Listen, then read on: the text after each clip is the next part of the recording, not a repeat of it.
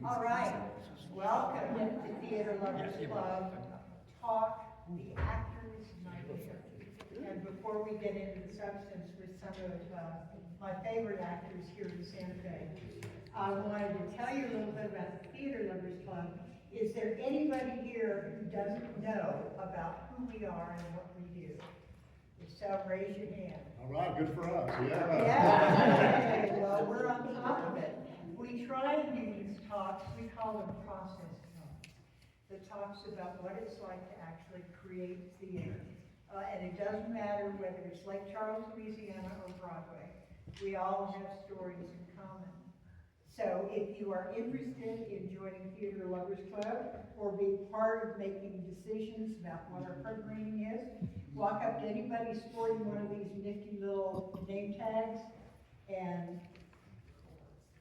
the cards. We have cards that will take you right to our website. So we're happy to swell the ranks. Anyway, you all have been passed out, several of you, at least, incredible bios of these 5 people who are just impressive themselves. But before we get to asking them questions about the Actor's Nightmare, it occurred to me that not everybody may know what that is. And I had about 20 years in theater as an actor. And I started having dreams. And in the dream, I would always be standing just offstage in the curtains and ready to go on. And it would slowly occur to me that I didn't know what the play was, that I didn't know any of my lines, that I never bothered to learn the lines, and that there was a full house out there beyond the footlights just waiting for me to crash and burn in full view of everybody. So that is the Actor's Nightmare.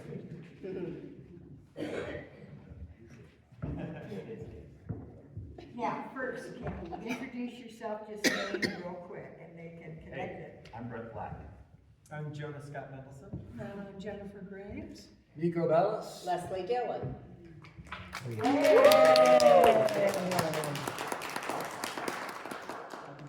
Okay, the first question I wanted to ask is, let's start with the dream itself. And almost every actor has had some kind of variation of it. You're standing in the wings, the house is full, you suddenly realize you don't know what you're doing. Have you had that dream? And does it ever bleed into your waking life? Would you speak up a little bit? Yes. Should I say that again? And Damn, could I I was suggest trained in projection, I forgot. Could I suggest that everybody move forward? It's a lot easier to make a conversation if we're a little closer to each other. There we go. We can move forward. Almost every actor's had it. You're standing in the wings, the house is full, and you suddenly realize you have no idea what play you're in, let alone your lines. Have you ever had that dream, and does it ever bleed into your waking life? How about we start with Leslie and just work our way down? I don't remember my dreams very well. So, or maybe they've so bled into my life that, it's all 6 1 half dozen the other for me. I think that certainly when I was younger, I was with American Conservatory Theater. And so I trained there, and I so wanted to be in the company, but they said, Bill Ball said, but I think we'd love to have you kind of over here and as an understudy. So you're going to understudy these 2 roles in, remember Alan Eichhorn, the playwright, and Equus. Do you remember Equus? Oh, yeah. Okay. So, while the big company went to Russia, this was going to happen. So I think, oh, great. So then that's when the nightmares really began, because I didn't understand really what an understudy was, except you better learn those lines, And so I did. And before Bill left, he said, now in Equus, I was, you'll know how young it was, I would be the girl. Do you remember there's the boy around the horses, and the horses are like this, and there is a nude scene. And so the girl and the boy are at opposite sides, and they take off their clothes. And so Bill Ball said, I think that we need to practice this in a little studio. So suddenly the actor's nightmare is real, because I am. The guy was Harry Hamlin. Remember him? Whoa. So anyway, I practice, and we get used to each. This is very okay. I mean, it's Bill, it's Harry, and I've taken off my clothes before. You know, I'm a single mother, but it didn't. But then I still did have even more reoccurring nightmares, because what happened was that Harry went to LA, and there was a strange boy that I was going to, the minute I walked on stage, I go, oh, and someone forgot to tell me that Harry wasn't there. So it's like, who is that? And so, you know, it was a wonderful and terrifying experience to be in front of 900 people. It's a very big theater, and that you just having to focus on, I am a girl in a barn, and I want this boy. So that, you know, the terror became a positive thing of focused acting and really being totally in the moment, because you don't want to be out of that moment. You wanted to, and you know, you have these horses. Last piece of this, though, is that when I got off stage and people said, great job, and one of the horses came up to me and said, where did you get that scar? So I'm lying, you know, while he's running around and blinding, and he's the sex, and I'm lying on the floor. So the horses are just, I'm realizing, never mind those 900 people, the horses are staring at me like, okay, let's see, does she shave? What is that? What's that scar doing there? My appendix scar. So that's where a nightmare did come. It's a real nightmare. How about you, Nico?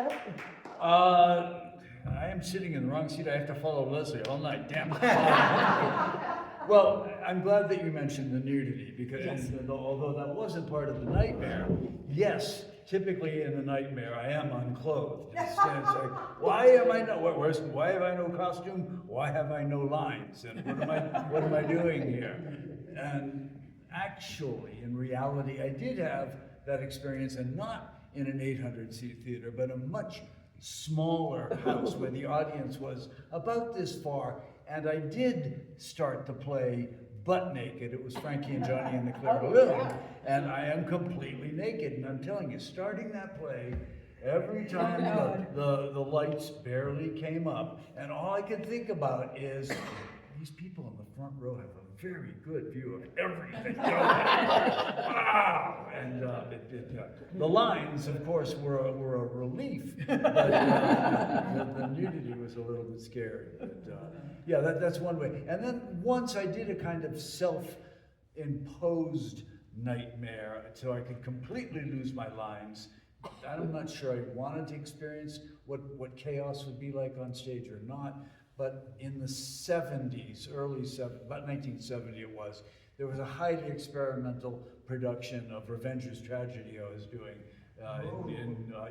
in undergraduate school, and the director had encouraged us to do a kind of Grotowski on the floor in a pit kind of thing. So I dropped a tab of acid before one of our shows. All those lines went away. They came back in different orders, but they went away. So that's my self-imposed night. How about you, Jen? Yeah, I know. Actually, when I was younger, I really did get a lot of the anxiety nightmares. I do remember one when I was young. Literally, I was sitting there in the dressing room and going through the script, and it was blank, and I was supposed to go on, and I started to go on, and I realized I hadn't a clue what the play was. I didn't know what the lines were. Ran back to the dressing room and started banging. In my dream, I was banging my head against the wall so that I would pass out, and I have an excuse not to go on. What is reassuring, however, is now that I've gotten older, occasionally I've had the actor's nightmare again.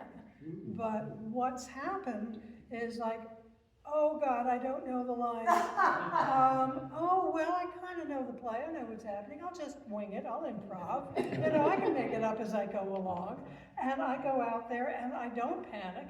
And I'm just sort of making it up. And we do the play according to what I think the play should be. That's another actor's nightmare. That's the other actor's nightmare, not mine. How about you, Jonah? I don't really often remember my dreams either. Sort of at turning points in my life, something will happen. But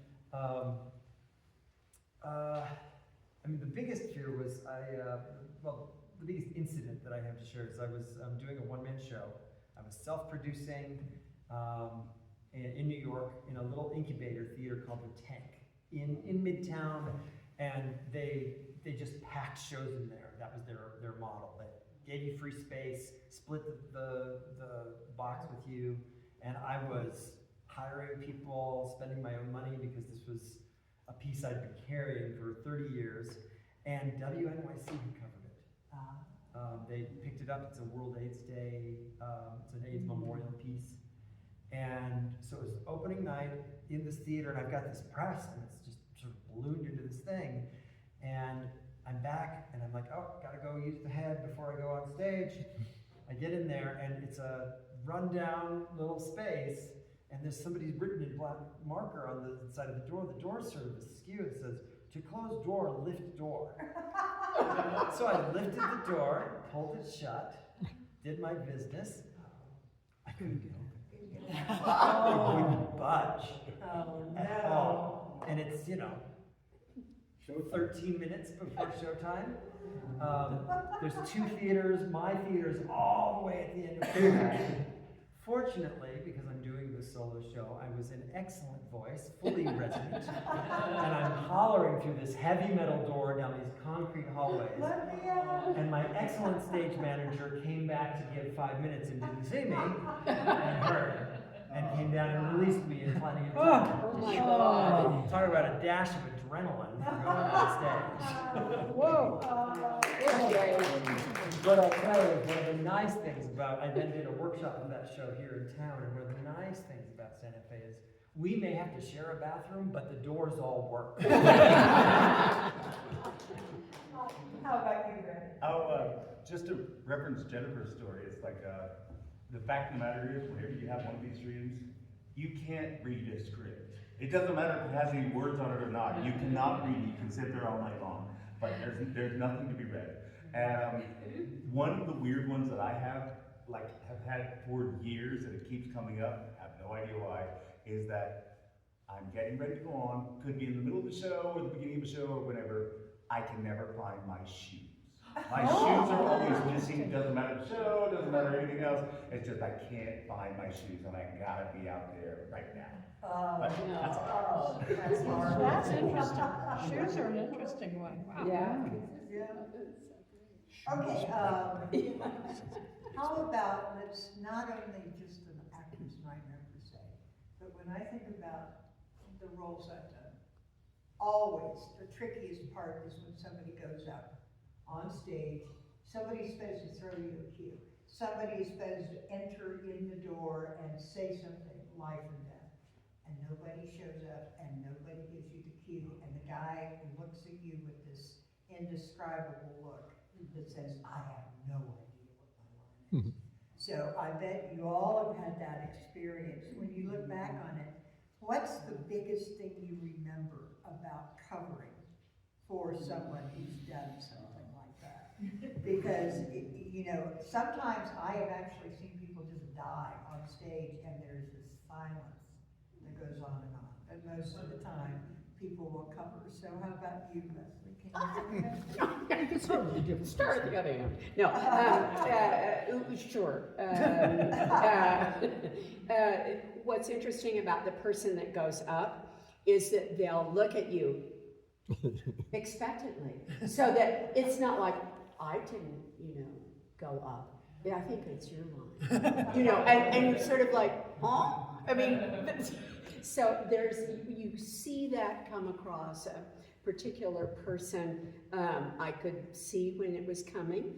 And so what I try to do as an actor is just be ready, and no matter where it goes or doesn't come, is that I'll just be ready to leap into the next line, you know, or I'll be ready to improvise if I know, you know, that this is maybe going to happen.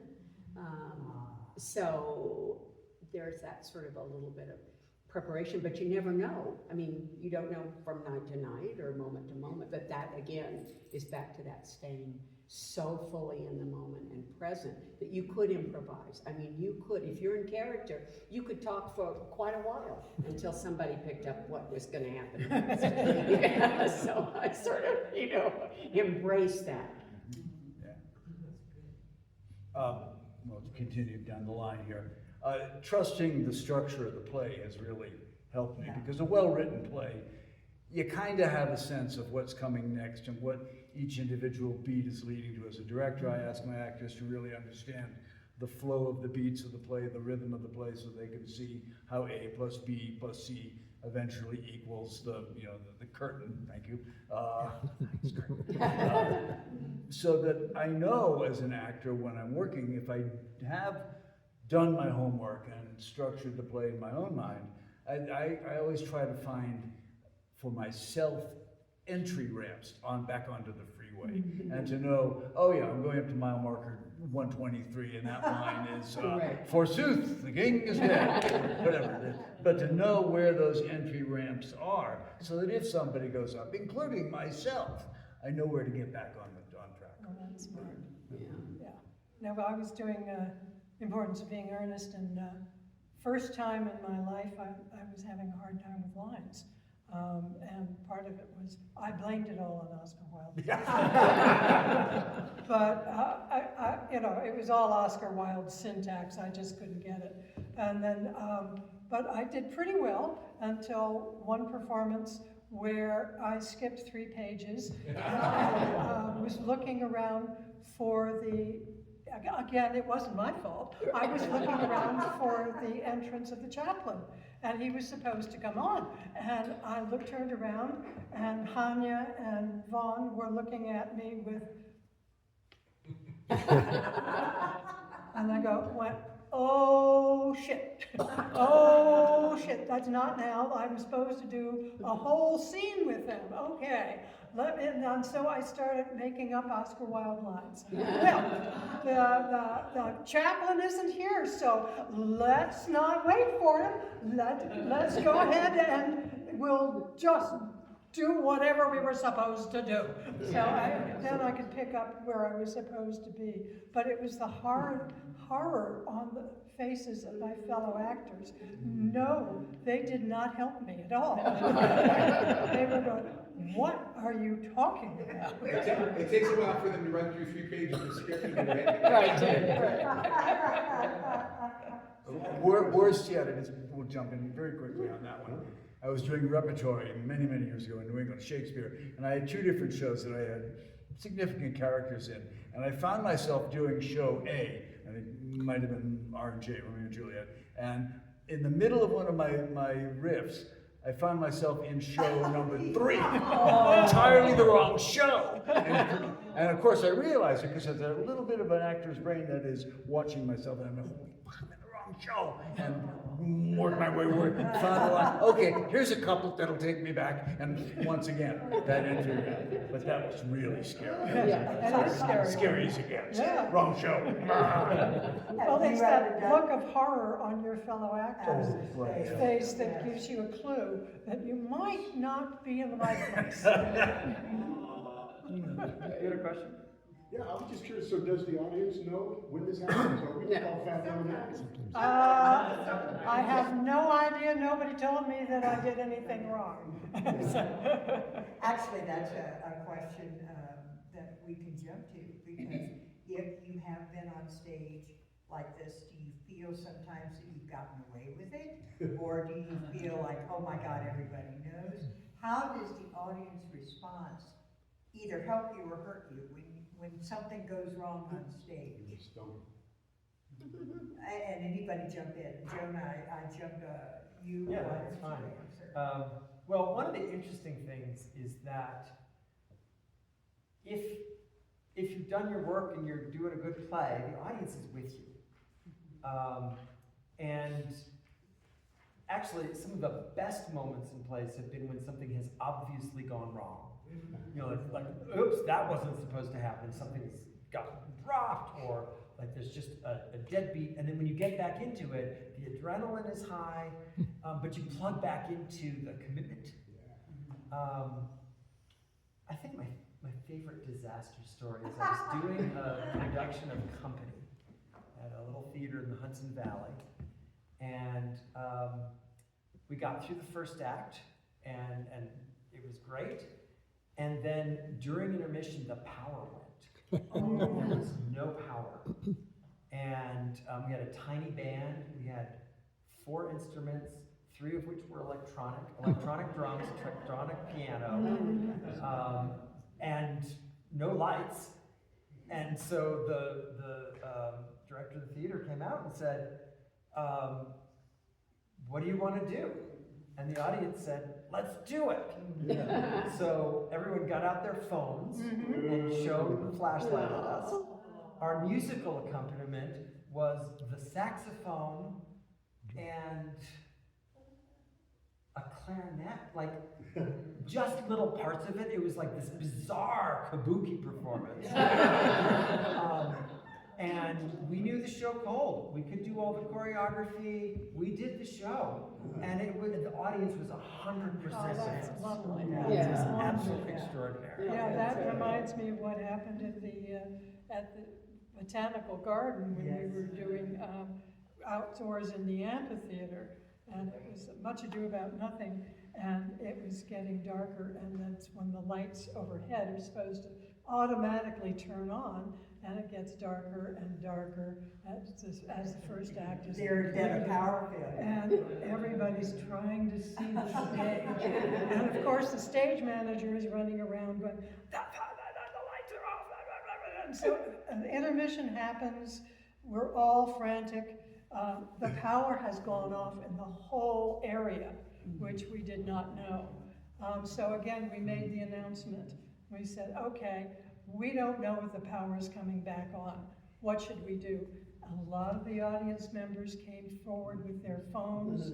We had a few flashlights. Their whole audience was in front of the stage like footlights with their phones, which was very magical. And of course, the audience was really rooting for you and wanted you to do it. When something like that happens, then you really coalesce as one, and we're all in this together. That's right. So that, And I still run into people who were at that audience who Yeah. are like, remember that performance at Company? exactly. How about you, Brent? Do you have any memories like that? Well, I don't know if this actually translates to that, but there was one night when I was doing Dillen, the writer guy, the travel writer guy, and I guess I just think that the audience stayed with me because in that particular scene, I'm connected with Rosie, the like rough and tumble one, and they really only had 3 scenes together, and during one performance, each time I did a scene, it was a different Rosie. The first one got sick, and the next one got hurt, and then the third one came out to do our big number at the end, and the audience was just like, what is going on? Who are they? But the way I can say that they were with me is like, I still got my laughs, so that's all good. Oh, that sounds wonderful. Is there really any technical memory you have of, I was thinking of doing stage managing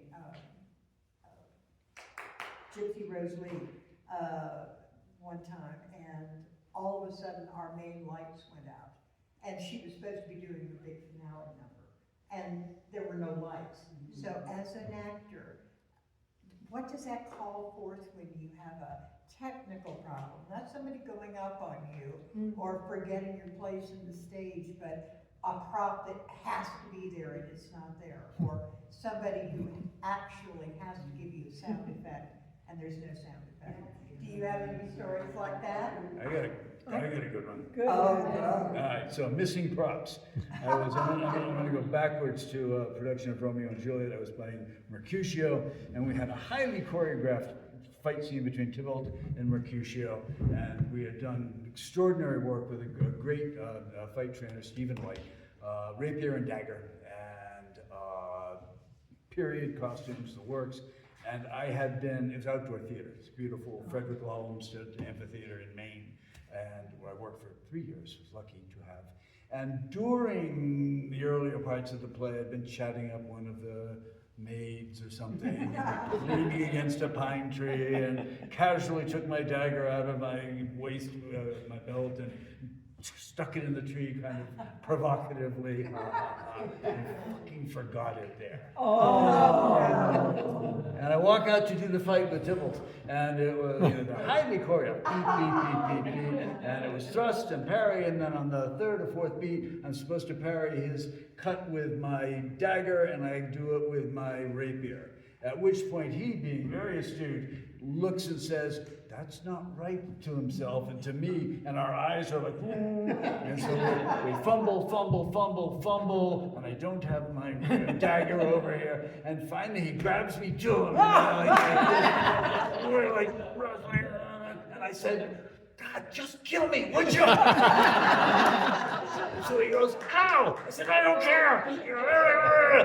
And Mercutio falls dead. And our beautiful fight only lasted like 20 seconds instead of a minute, whatever. But you got dead. Damn props. You got dead. I got dead. Oh, that reminds me of one too, where I was playing Hedda Gabler, far too young, right out of college.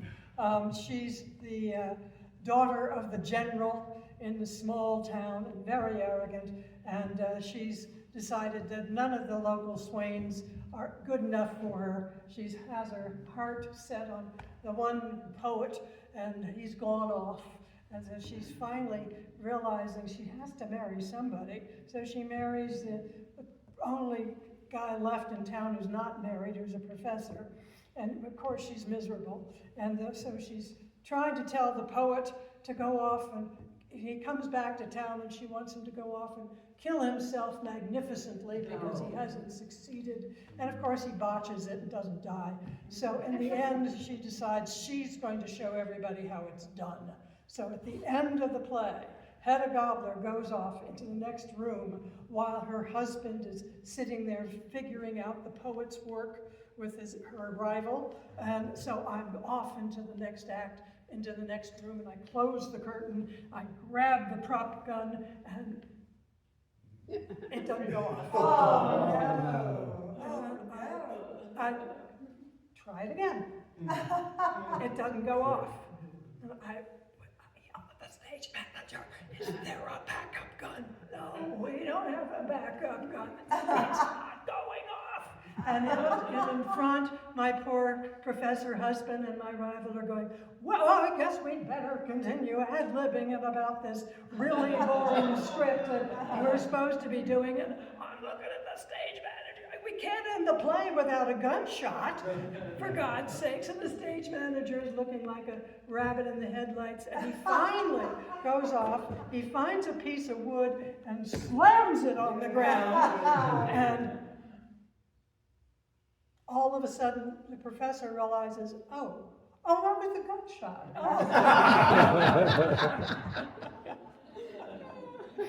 So it was a little anticlimactic at the end of that particular, but that it was like, okay, always have a backup gun. I don't care how small a repertory theater it is. Yes. But that was one of those where the play can't end without the gunshot. I thought you were gonna yell bang. I was tempted, that would be even worse. Has anybody else got a good tech nightmare to share? In high school, my high school was the first high school in the country to do Little Shop of Horrors. And I was understudy at Seymour, so I got to watch this, I didn't have to live it. But the shop window, Motion Mix Flower shop window, has to change. And in the first act, it's all crummy and gloomy, and in the second act, they spruce it all up, so the window is removable. So in this performance, the window started to fall over. Oh. And the actor playing Seymour saw it and ran around to prop it back up. And while the stage manager was backstage figuring out some way to keep it up there, he played the scene through the window. And it was the most hysterical, touching version. I was like, you could do that every night. You know, one of the things I've always thought is that there's no way to prepare a young actor for what they're going to go through when this happens to them on stage. Whatever the disaster is, there's always one every run. If you were a teacher and you were going to talk to some young pup in your cast and forewarn them about how to meet that kind of a situation, Leslie, do you have any words of wisdom you could share? Or just anybody jump on in if you've got a comment on that. But to me, I wish that somebody had kind of mentored me a little bit, because when my moment came, there was no idea what to do. Right, yeah, that's an interesting question. Again, it goes back to that sort of trust that you have to have in the situation, and like Nico said, in the structure of the play. And in a weird way, the minute you walk out of the darkness and into the light, you are setting foot in an adventure, and you honestly do not know what will happen next. And I just, from an early on, I quit college to go to acting school in New York, Sanford Meisner, and that's what we learned right away, was that you don't know you can memorize those lines, you can practice with your scene partner and do all that, and that's what I learned so early on, was to be ready for, and that's what I would, try to tell my acting students. God bless them, but I don't know, it's such an interesting thing, because when you set out for a hike, how do you prepare, other than you have your good shoes and your backpack and all those things? But really, you gotta be ready to read the signs. If a bear comes, exactly. I mean, you prepare as much as you can, but part of the deal is just taking it one step at a time, but enjoying doing that. I think that's a big thing, is to cut yourself a lot of slack. Yeah. Because the minute you start blaming yourself, oh, I never can, oh, I did this wrong, oh, I wasn't perfect, oh, I did, then you're in a kind of a bad loop for what's coming ahead as an actor. That's what I would for sure tell a young actor. How about you, Nico? Well, You Jonah, were a you teacher. alluded to something before about when lines get dropped, which inevitably they do, when dialogue fails. And when you do pick it back up, the way to get the play back on its feet is, and I had a very good teacher along the way, say you redouble your efforts. You don't just get back on track and go, if you're going 50 miles an hour, people drop their lines, you don't get back on at 50. You get back on at 90. So you put some energy back into the play. People will immediately forget. The actors always are remembering, oh, I fucked up, I screwed up, I messed up. The audience will forget it instantaneously, because they're there for the ride. They want to have some fun. But the actor's job is to redouble the energy, and that'll get it back on track. And really the advice for any young actor is to stay in the moment. Be who you are in the play at all times, and understand that you have control over that as an actor if you're connected and always connected, present for what's happening in the play. Any other stories? Go ahead. I have a couple thoughts about that. One of my teachers, Austin Pendleton, would always talk about, when you go up on a line, it's because something's cooking. Something's coming through you. You're no longer delivering something rote that you figured out. The character, the artistic creation, that you're bringing as an actor is coming through you. And so, one, stay with it. Don't cut off the moment of inspiration. I believe that the images, the characters we're playing have these independent lives. Writers often talk about channeling it. Anything that I've written that I feel really good about it, I look at it and I'm like, where did that come? And I'm so pleased I'm associated with it. And the same when I plug in, when I connect to a script, that version of that character that comes through me. For me, it's a mysterious process.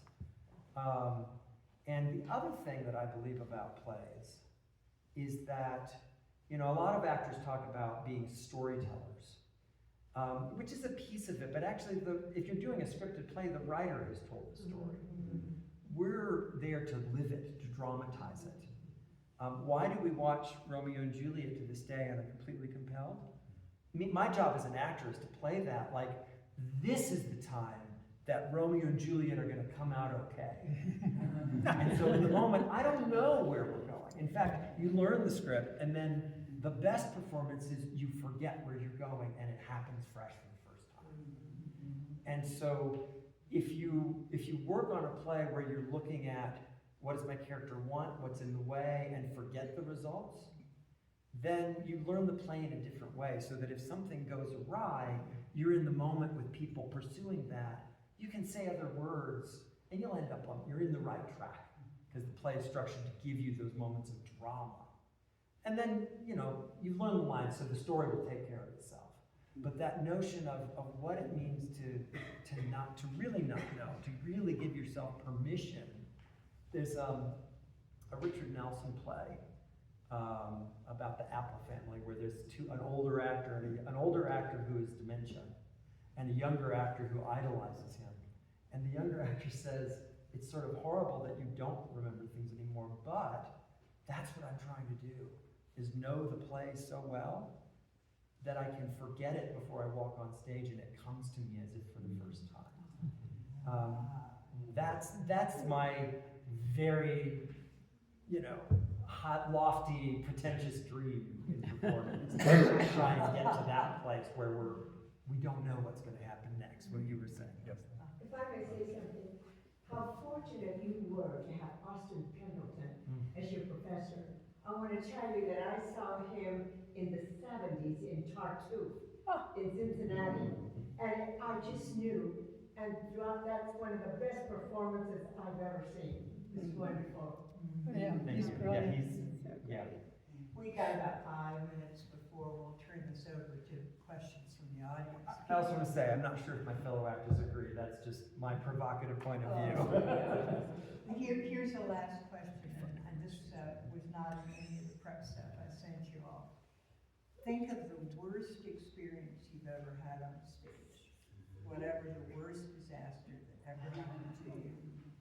And if you now could go back to the younger actor then and give them some advice about how to deal with it, what would it be? Wow, that's a simple question. Yeah, right. Okay, Nico, how about you? Oh, whoa. Whoa. You can tell the story as well if you want to. The worst experience, holy cow. Dropping acid before a show. That may be one of them. Let's see, No, don't let talk me about think it. on this while others pick it up here. Jan, how about you? So I'm going to speak to this because it's just happened. So I'm in Eureka Day, if some of you have seen it. Then you'll remember at the end, when everybody, that last moment, and everybody on the board is sort of ganging up on me, right? Yeah. And so I stand up and I say, if you do this, people will know what happened in this room because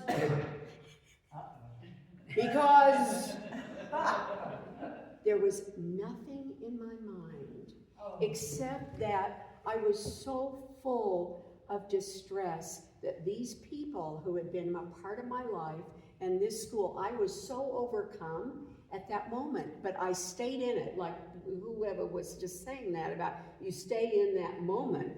And I was like, because I said, I am done here. And I grabbed my purse and walked off. So, you know, obviously that wasn't the cue. The stage manager, bless her, God love her, she just took those lights out and that was it. Okay, backstage, I'm so horrified at what I have done. I'm just a wreck. I'm sobbing, but then I have to come out and give a little, hello, wonderful, thank you. And then I go in the dressing room and I have a breakdown. Now, and the actors, you know, there's absolutely nothing worse. It's like you're in a car accident, and the actors are like, ew, she's breaking down, but, oh, I'm so sorry, that's okay. Oh, don't let it be catching. I don't want to be there. I don't want to be like that. And, you know, that would be the lesson if I'm telling my older self, honey, it doesn't matter. You know, everything is okay. The audience didn't know. But it's back to that. It's okay to make mistakes. Suzanne in the play, she makes a lot of mistakes. So it's okay. You know, and so, but that really, I would say that's one of the, in youth, I was tougher. But at this age, I'm not so tough. I came out of retirement and could I get those lines and, you know, did they end? I couldn't get them back. You know, but it was just like, no, here's what you need to do is have a sense of humor. You know, and so it's never too late to tell yourself, in other words, buck up, girly. You know, this is, you know, have a sense of humor. Oh, I missed some, did you all notice? You know, but it was one of those strange moments where all of life just kind of poured in. Yes, sorry. I know. Have you thought of anything, Nico? Yeah, well, I was suffice Yeah, to that say, was a filler for I've you. had many bad, horrible moments. I've gone up, other people have gone up. Somehow the play has always, every single one of them, been saved, gone on. And I will simply say that the worst bloody moment on stage, no matter what happens, is still better than even the best moment of just regular life. Give me that. I don't care how much it hurts. I'll be right back. That's it. And I just want to say, you know, audience members paying money to come and see you guys take the chance. Right? And so that's what makes theater so astonishing. It's like watching a man on a high flying. Absolutely. Yeah. And most people in the audience are like, oh, I could never do that. That's why they love it so much. But we gotta, you mentioned audiences. We should really talk about audiences for a very quick second. Please, because yes, there's so much of them. When you're doing show, I mean, there are these different kinds of audiences which drastically impact the way the show unfolds. There are the listeners, there are the toe tappers, there are the candy unwrappers, and worst of all, in my experience, in doing Shakespeare in particular, there are the ones who know all the words, and they're sitting there saying all of the lines to your monologue as you're saying them, and sometimes they're giving it voice, and it's like, stop it, please, I'm creating up here, and they're going, Now that reminds me of my husband in Germany. He was doing The Crucible, and they all considered Arthur Miller in Europe is a classic. So, but he had they cut one of the scenes where Tituba's dancing around the fire because it was a very long play. And they had a guy in the front row that had the script. And he was going through the script with them. And all of a sudden they skipped the Tituba scene and he's going,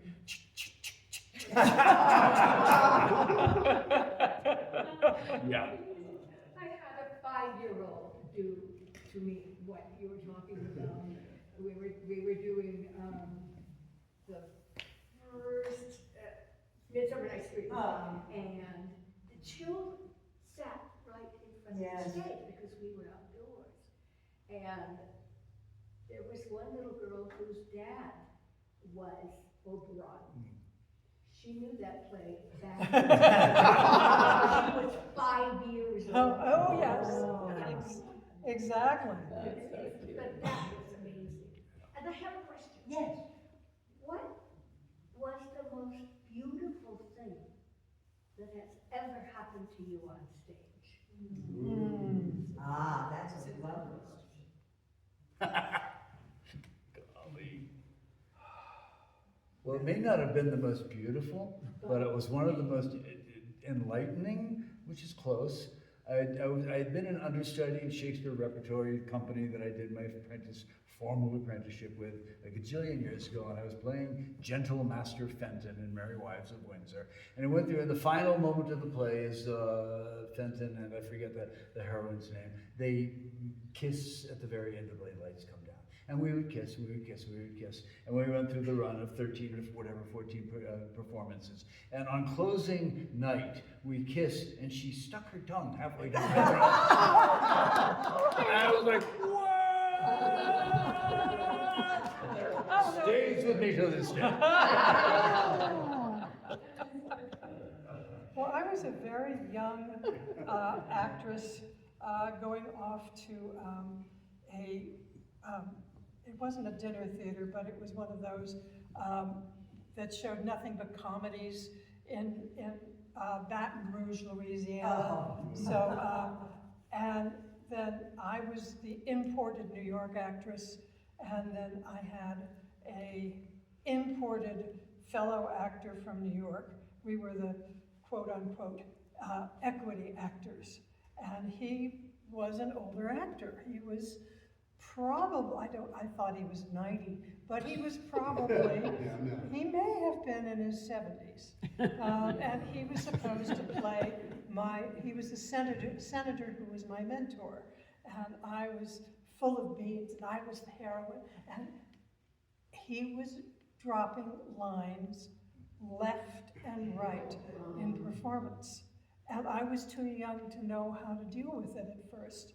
And by the time the second week rolled around, I went over to his over to his room that we were across the hall from, and I said, look, do you want me to run lines with you? And he said, it doesn't matter. It just, I know the lines, they just don't come. And I went, really? And he said, yeah, its age has caught up with me. And I said, oh, okay, let's go through the script. Let's figure out where you're having, these are where I see you're having problems. And he said, yeah, but it's not going to do any good to go over the lines with me because they just don't stick. And I said, well, that's good to know. So I figured out his lines. Yes. And that's where I grew up. I went, okay, let me figure out how to catch him when he falls. And so we became a team rather than, at the first week I had no patience whatsoever. What the fuck is going on? Excuse my language, but once I figured out that it was not anything he could do anything about, I went, oh, well, I can just learn his lines. I can figure out where he's falling. And indeed, he would trip over the same places, but I sort of figured out how to cover. And that was teamwork that I finally figured out. We're all in it together. I'm not the star. I think Nico's comment about the quality of the audience is very important, because it always amazes me that one audience will be screaming with laughter and the next night they're quiet. And as an actor, you have to draw, energy from whatever you're given. But some of these stories remind me that when I've seen great covers on the stage, there's almost always a tremendous love that you feel for your fellow actors that are willing to jump in and do what it takes, whatever it takes, to get the scene going forward, and hopefully the audience will never know. Do you have any stories about somebody saving your ass and that you love them afterwards? Or you're saving someone else? Or any question about the most beautiful thing. Or the most beautiful, yes. Well, I guess one of the saving ones was, I was doing this, new musical called Calamity in Wild Bill. It was out in Jersey. You know, so everything changed day to day, you know, during the rehearsals, as they do. But, we got to opening night, it was pretty solid, and we got to opening night, and I had, like about a third of the way through the show, I'd already had a first number and all that stuff, but we had this multi-level wood set that was just like, you go up there, you go up there, you go up there, it was just wood everywhere. And so I came out, I'm in my cowboy hat, my cowboy boots, my chaps, my saddle that I'm carrying over my shoulder and everything else, and I stomp up to the top of the stage, and they're reading literally up there, and I go, you wanna know how I met Jane? And I sure wish I did. Like, what happened? And the woman who was playing Calamity, she was down at the bottom of it, and I saw her start to slip her jacket on, her fringe leather jacket, because she was like, I may need to help you. I missed my first laugh, but it was like, I stomped around the stage, Johnny came down the 2 more steps, and was like, oh look, my brain's back in here. So that was one time that somebody was ready to say it. Because, yeah, and I greatly appreciate it. Any other questions? I want to ask a question, but let me set the scene if I may. A few years ago on the Park Bench series, there was one man who came out in a trench coat and a fedora. He was apparently a hitman going to do a monologue. And he would predictably stop from time to time and puzzle, obviously lose his way. He would say, oh, you know, the frail, the broad, you know, the skirt, and the audience would yell, the girl. Or the gun, the Roscoe when they say the gun. So, if you had a play where you had pre-planned stops, and the job was to apparently lose your way, and then ask the audience for advice or a line, and point to one person so you'd hear them, and they gave you a line, and maybe if they didn't suit you, you pointed to another, and they gave you a line, and the play went on. Would this engage the audience more? Would it be fun for the audience, or would it be a total disaster to an experienced actor? It depends on the structure of the piece. Yeah. There's a play that was at the Playhouse last year, it's on Broadway now, called Every Brilliant Thing. Yes. In which the person is telling the story of growing up with a mother with depression, but it's just them, and then they enroll the audience to play different people from their life. And the play is really crafted, but also you have to create this environment where you're inviting the audience to participate. Yeah. So it's a very particular kind of performance. If it's done well, it can be magnificent. And I will also say, I love when I've done shows for kids, or every once in a while, well, actually in Eureka Day, we're up there, and there are these people are with us right, they're like, me like, oh, or oh no, and we hear that. People are engaged in that. It is delightful and thrilling. Yeah. So it's, I mean, a movie, you don't get that. In live theater, again, depending on the nature of the piece. If we're doing Long Day's Journey into Night, I probably don't want a lot of audience. Clearly written, this could work. Oh, absolutely, absolutely. It has to be, and it has to be tested. Sure. But yeah. It's always so tricky though when you break that wall, you know, when you start asking the audience to be involved, because you have to be very careful about how you do it, or you lose control of the play. Or you have resentment in the audience. I know a lot of people that go, I came here to watch you. Don't make me participate. Yeah. I don't want to participate. Yeah. Yes. Speaking of Eureka Day, it was a delight to be there for your first audience. Because we got a lot out of it, and if we feel like, Yeah. Oh, We really? always compare everybody. Was it like Thursday's audience with TLC? No, nobody has hit the jackpot that you it was did. fun, we felt involved too. So, But I think you tell the Yes, and that's right, and everybody was different. Yep. You know, that's what, it Yep. was just different. Okay, my last Chris. question that I want to ask is just because several of you have done Shakespeare. And to try and cover a screw up in iambic pentameter is its own kind of challenge. I'm sure Nico has a story. Has anybody else any particular memories of trying to cover during Shakespeare? I've told my You've direst told tales. your story. Let others do What the can I talking. tell mine? Please. It was the best cover I ever did, the last one I ever did. It took everything out of me. We were in Comedy of Errors, and I was playing the wife, and like all Shakespeare comedies, at the end, everybody has a tale to tell to explain how they all got themselves into this position. And the abbess has to say her bit, and the duke has to say his bit. And the two twins, the two sets of twins all have to say their bit, and I played the nasty wife. And I will never forget the look on the duke's face as we lead up into this. And he turned to me and he said, "Methinks I am confused." And everybody just kind of froze. And I was a very young actor. And I threw myself on my knees and said, "Prithee, my lord, a word."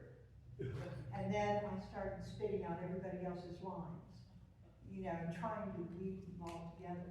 And my joke is that's one of the reasons I got out of acting, because they said I did it in iambic pentameter. I've never been able to remember what I did, and I've never been able to do it since. All right. Chris, you have a question? Oh, do we have one more question? Well, it's not a question, so I, as you all know, am not an actor. But I tell people that I'm the son of a diva, I'm married to a diva, I'm the father of a diva. I have dealt with divas who have performed and then come back and say, "Oh my God, I didn't hit that scene, oh my God, I lost that line." And they feel real, they start crying in the dressing room and so on and so forth. And what I've learned, and I'm now producer and so on, what I've learned is what is called the 95% rules.